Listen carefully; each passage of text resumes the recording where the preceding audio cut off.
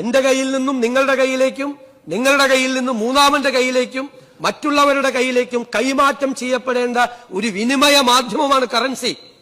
ആ currency ഇല്ലാതായാലോ liquidity ക്രഞ്ചാണ്. Activity ഇല്ലാതാവും. ആക്ടിവിറ്റികൾ കുറഞ്ഞാൽ ഈ പൈസയുടെ സർക്കുലേഷൻ കുറയും. നമ്മൾ ഈ റെമിറ്റൻസ് എക്കോണമിയെ പറ്റി നമ്മൾ എപ്പോഴും പറയാറുണ്ട്, അവിടെ നിങ്ങളോട് അയക്കുന്ന പണം. നമ്മൾ കേരളം ഇതുവരെ ഞങ്ങൾ പരിശോധിക്കാൻ പോവാണ്. റിവേഴ്സ് റെമിറ്റൻസ് ഉണ്ട് കേരളത്തിൽ. നമസ്കാരമുണ്ട്. നമ്മുടെ മുഖ്യമന്ത്രി സതീശൻ സാറ് ഒരു സാമ്പത്തിക ശാസ്ത്ര വിദഗ്ധനെ പോലെയാണ് ഇപ്പൊ നമ്മളോട് സംസാരിക്കുന്നത്. അദ്ദേഹം ഏതെങ്കിലും തരത്തിൽ സാമ്പത്തിക ശാസ്ത്രത്തിൽ ഒരു ഡിഗ്രിയോ മറ്റോ നേടിയതായിട്ട് നമുക്കറിയില്ല. അദ്ദേഹം പോസ്റ്റ് ഗ്രാജുവേഷൻ എടുത്തിട്ടുണ്ട്, ഡിഗ്രി എടുത്തിട്ടുണ്ട്, അതൊക്കെ നമുക്കറിയാം. ഡിഗ്രി എടുത്തിരിക്കുന്നത് ഒന്ന് അദ്ദേഹം അഡ്വക്കേറ്റ് ആണ്, LLBയും LLMും പാസ്സായിട്ടുണ്ട്. പിന്നെ അദ്ദേഹം BA സോഷ്യോളജിയോ മറ്റോ പാസ്സായിട്ട് നമുക്കറിയാം. പിന്നെ പോസ്റ്റ് ഗ്രാജുവേഷൻ സോഷ്യൽ വർക്കിൽ നേടിയതായിട്ടൊക്കെ അദ്ദേഹത്തിൻ്റെ ഗൂഗിളിൽ തിരഞ്ഞാൽ നമുക്ക് മനസ്സിലാകും. എക്കണോമിക്സിൽ അദ്ദേഹം എന്തെങ്കിലും തരത്തിലുള്ള ക്വാളിഫിക്കേഷൻ നേടിയതായിട്ട് അറിയില്ല. പക്ഷെ അദ്ദേഹം സംസാരിക്കുമ്പോൾ നല്ലൊരു സാമ്പത്തിക ശാസ്ത്രജ്ഞൻ എങ്ങനെയാണോ കാര്യങ്ങൾ വിശദീകരിക്കുന്നത് ആ തരത്തിലുള്ളൊരു വിശദീകരണമാണ് ഇപ്പോൾ നമുക്ക് തന്നിരിക്കുന്നത്. അദ്ദേഹം നമ്മളെ അത്ഭുതപ്പെടുത്തിക്കൊണ്ട് പറഞ്ഞിരിക്കുകയാണ്, ഇതുവരെ കേരളത്തിൽ ഒരാളും മനസ്സിലാക്കാത്ത ഒരു കാര്യം നമ്മുടെ മുഖ്യമന്ത്രി സാറ് മനസ്സിലാക്കിയിരിക്കുന്നു അത്രേ. അത് മറ്റൊന്നുമല്ല കേട്ടോ, റിവേഴ്സ് റെമിറ്റൻസ്. നമ്മളിപ്പോൾ ഈ കേട്ടിരിക്കുന്ന എന്താ, നമ്മളിപ്പോൾ ഈ ദുബായിൽ പോയി പണം ഇങ്ങോട്ട് അയക്കുക, വിദേശത്തൊക്കെ പോയി പണം ഇങ്ങോട്ട് അയക്കുന്നതിനെ പറ്റിയല്ലേ നമ്മൾ കേട്ടിരിക്കുന്നത്. കേരളം രക്ഷപ്പെട്ടത് തന്നെ ഈ ദുബായ് പണം കൊണ്ടാണ് എന്നൊരു ചൊല്ല് തന്നെയുണ്ട്. ദുബായ് ഇല്ലെങ്കിൽ കേരളം ഇല്ല എന്ന് പറയും. വിദേശത്തു നിന്ന് അയക്കുന്ന NRIക്കാരെ അയക്കുന്ന അവരധ്വാനിച്ചുണ്ടാക്കുന്ന പണം കൊണ്ടാണ് കേരളം ഇന്നത്തെ നിലയിലായിരിക്കുന്നത് എന്നാണ് എല്ലാവരും പറയാറുള്ളത്. അപ്പോൾ അതനുസരിച്ച് നോക്കുകയാണെങ്കിൽ ഇവിടുന്ന് പണം അങ്ങോട്ട് അയക്കുന്നുണ്ടെന്നാണ് പറയണത്. കേരളത്തിലെ പണം പുറത്തേക്ക് ഒഴുകുന്നു. ആ റിവേഴ്സ് റെമിറ്റൻസ് വലിയ തോതിൽ നമ്മളെ സാമ്പത്തികമായി ബാധിച്ചിരിക്കുന്നു എന്നാണ് മുഖ്യമന്ത്രി സാറ് പറഞ്ഞത്. ആ പറഞ്ഞതിലൊരു വലിയ സത്യസന്ധമായ കാര്യം കിടപ്പുണ്ട് കേട്ടോ. എന്നാൽ കുറച്ചും കൂടെ നമ്മുടെ മുഖ്യമന്ത്രി സാറിന് നമ്മളോട് പറയാനുണ്ട്. അതുകൂടെ നിങ്ങളൊന്ന് കേട്ടിട്ട് അതിനെപ്പറ്റി നമുക്ക് വീണ്ടും ചർച്ച ചെയ്യാം. അത്ഭുതപ്പെടുത്തുന്ന തരത്തിൽ 4 മില്യനും 5 മില്യനും ഇടയിൽ, 40 ലക്ഷത്തിനും 50 ലക്ഷത്തിനും ഇടയിൽ ആളുകൾ വിവിധ സംസ്ഥാനങ്ങളിൽ നിന്ന്, ഇതര സംസ്ഥാനങ്ങളിൽ നിന്നൂടെ ജോലി ചെയ്യുന്നുണ്ട്. സർ, അവര് ആഴ്ചയിൽ ഒരു ദിവസം അവർക്ക് കൂലി കിട്ടുന്നത് ശനിയാഴ്ച. വളരെ കുറച്ച് പൈസയാണ് സ്പെൻഡ് ചെയ്യുന്നത്. ഞാൻ പറഞ്ഞത് മദ്യപിക്കുന്നതിന്റെ പൈസ മാത്രമാണ് കാര്യമായിട്ട് സർക്കാരിലേക്ക് വരുന്നത്. അത് കുറച്ച് പെർസെന്റേജ് ആണ് അവരില്. ബാക്കിയുള്ളത് അവർ വളരെ ചെലവ് ചുരുക്കിയാണ് ജീവിക്കുന്നത്.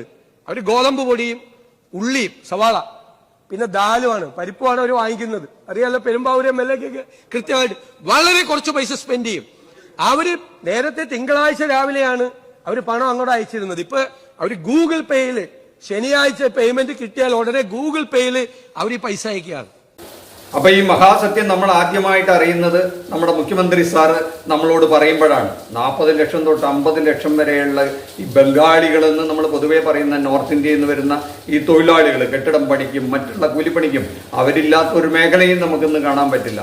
മലയാളി എന്തെല്ലാം പണി, പണ്ട് കൂലിപ്പണി എന്ന് നമ്മൾ പറയുന്ന കെട്ടിടം പണിയായാലും കാർഷിക മേഖലയിലായാലും എന്തൊരു പണിക്കും, ഹോട്ടൽ തൊഴിലാളികളായാലും മറ്റെന്ത് വർക്കായാലും അവരില്ലാണ്ട് ഇന്ന് കേരളം ചലിക്കില്ല എന്നുള്ളതാണ് സത്യം. 40 ലക്ഷത്തിൻ്റെയും 50 ലക്ഷത്തിൻ്റെയും ഇടയിലുള്ള ഈ ബംഗാളികൾ ഇവിടെ ജോലി ചെയ്യുന്നത് ശരാശരി ഒരു 25 ദിവസം അവർ ഒരു മാസത്തിൽ ജോലി ചെയ്താൽ ഒരു 800 രൂപ അവർക്ക് ദിവസ വരുമാനം കൂട്ടിയാൽ തന്നെ ഏതാണ്ട് ഒരു മാസം 10,000 കോടി തൊട്ട് 12,000 കോടി രൂപ വരെ അവർ അവരുടെ നാട്ടിലേക്ക് ഇവിടെ നയിക്കുന്നു എന്നാണ് നമ്മുടെ മുഖ്യമന്ത്രി സാർ പറഞ്ഞു വെച്ചത്. അതിലൊരു തർക്കമില്ല. അതൊരു കൊല്ലത്തിലൊക്കെ കണക്കാക്കുകയാണെങ്കിൽ 1,20,000 കോടി രൂപ വരും കേട്ടോ. ഏതാണ്ട് നമ്മുടെ കേരളത്തിൻ്റെ ബഡ്ജറ്റിൻ്റെ പകുതിയോളം വരുമെന്ന് നമ്മൾ കണ്ടറിയണം. അത്രയും രൂപ കേരളത്തിൽ നിന്ന് പുറത്തോട്ടൊഴുകുന്നു എന്നാണ്. യഥാർത്ഥത്തിൽ അത് മലയാളികൾക്കാണ് കിട്ടിയിരുന്നെങ്കിൽ, അല്ലെങ്കിൽ ഇവിടുത്തെ തൊഴിലാളികൾക്കാണ് അത് കിട്ടിയിരുന്നെങ്കിൽ ഇവിടെ തന്നെ ആ മണി സംക്രമണം നടക്കുമായിരുന്നു. ആ തുക ഇവിടുത്തെ മാർക്കറ്റിൽ തന്നെ ചെലവഴിക്കാമായിരുന്നു. അത്രയും മണി സർക്കുലേഷൻ ഉണ്ടാകുമായിരുന്നു. ഇതൊക്കെയാണ് നമ്മുടെ മുഖ്യമന്ത്രി സതീശൻ സാറ് ചൂണ്ടിക്കാണിക്കുന്നത്. അതൊരു സാമ്പത്തിക ശാസ്ത്രത്തിൻ്റെ കണ്ണിലൂടെ കാണാൻ കഴിയുമ്പോൾ അതിന് വലിയ മാനമുണ്ട്. പക്ഷേ ഇതെല്ലാം അവതരിപ്പിച്ച മുഖ്യമന്ത്രി സാറിനോട് ഒരു ചെറിയ റിക്വസ്റ്റ് സാറേ, ഇവിടെ ഏതെങ്കിലും മലയാളി ഈ ബംഗാളികൾ ചെയ്യുന്ന ജോലി ചെയ്യാൻ തയ്യാറുണ്ടോ സാറേ? ഈ കഴിഞ്ഞ ഒരു 10-30 കൊല്ലത്തിന് ഇപ്പുറം നമ്മുടെ ഈ തൊഴിൽ സംസ്കാരത്തിൽ വലിയ മാറ്റം എന്ന് പറയും. നമ്മളൊരു ചെറിയ ഈ വീട്ടിലെ ഏതെങ്കിലും ഒരു തൊടിയിൽ പണിക്കോ ഒരു കൃഷിപ്പണിക്കോ അല്ലെങ്കിൽ ഒരു കെട്ടിടം പണിക്കോ വിളിച്ചാൽ ഒരു മലയാളിയെ ഇന്ന് കിട്ടാനില്ല സാറേ. കാരണം മറ്റൊന്നുമല്ല, നമ്മുടെ കുട്ടികൾക്ക് നല്ല വിദ്യാഭ്യാസം കൊടുത്തു. കുട്ടികളുടെ എണ്ണം ഒരു വീട്ടിൽ വളരെ കുറഞ്ഞു വന്നു. 4ഉം 5ഉം പേരൊക്കെ ഉണ്ടായിരുന്നിടത്ത് ഇപ്പോൾ 1ഓ 2ഓ കുട്ടികളാണ്. അവർക്ക് നല്ല വിദ്യാഭ്യാസം നൽകി, കോളേജ് വിദ്യാഭ്യാസം നൽകി. അവരൊക്കെ തന്നെ ഇത്തരം ജോലികളിൽ പോകരുത് എന്ന് ആഗ്രഹിച്ചുകൊണ്ട് ഈ സാറടക്കമുള്ള തലമുറ അവരെയൊക്കെ പഠിപ്പിച്ച് വലുതാക്കി കഴിയുമ്പോൾ അവർക്കെല്ലാം വൈറ്റ് കോളർ ജോലി തന്നെ വേണമെന്നുള്ള ഒരു ആഗ്രഹം സ്വാഭാവികമായിട്ടും ഉടലെടുക്കും. അത് തേടി അവർ പോകും. അതാണ് സാറ് പറഞ്ഞില്ലേ, എല്ലാവരും ഇവിടെ നിന്ന് വിദേശത്തേക്ക് പോകുന്നു എന്ന് പറയുന്നത്. അത് പോയേ മതിയാവൂ സാറേ.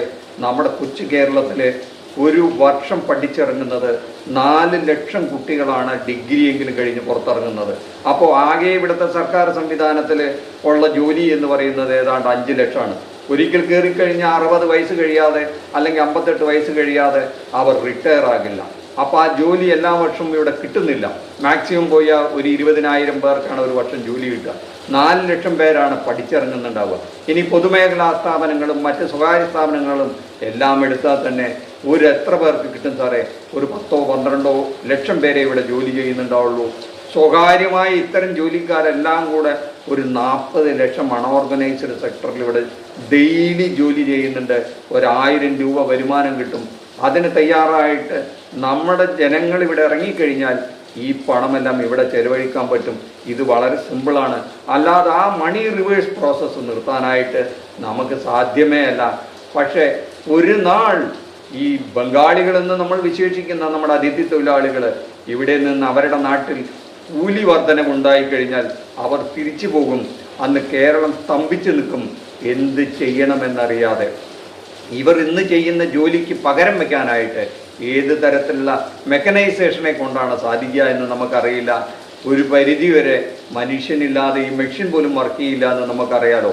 ആ മെഷീൻ ഓപ്പറേറ്റ് ചെയ്യാനെങ്കിലും മലയാളി സന്മനസ് കാണിച്ചില്ലെങ്കിൽ ഈ പറയുന്നത് സാറല്ല, ഏത് സാമ്പത്തിക കാര്യ വിദഗ്ധൻ വന്നാലും അതിന് പരിഹാരമുണ്ടാവില്ല എന്നുള്ളതാണ്.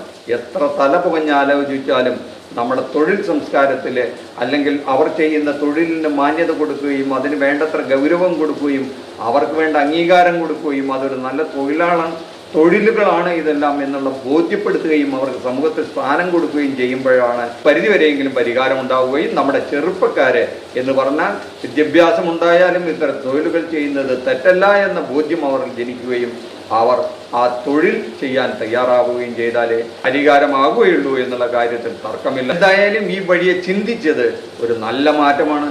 അതിനൊരു വഴി കണ്ടെത്തുകയും യുവജനങ്ങളുടെ ഇടയിൽ യുവാക്കളുടെ ഇടയിൽ ഈ ബോധം വളർത്താൻ നമ്മുടെ സർക്കാർ, സതീശൻ സർക്കാർ മുന്നിട്ടിറങ്ങണം എന്നാണ് മാത്രമാണ് പറയാനുള്ളത്. നന്ദി, നമസ്കാരം. മറ്റൊരു വിഷയവുമായി മറ്റൊരു എപ്പിസോഡ് കാണുന്നവരെ താങ്ക് യു.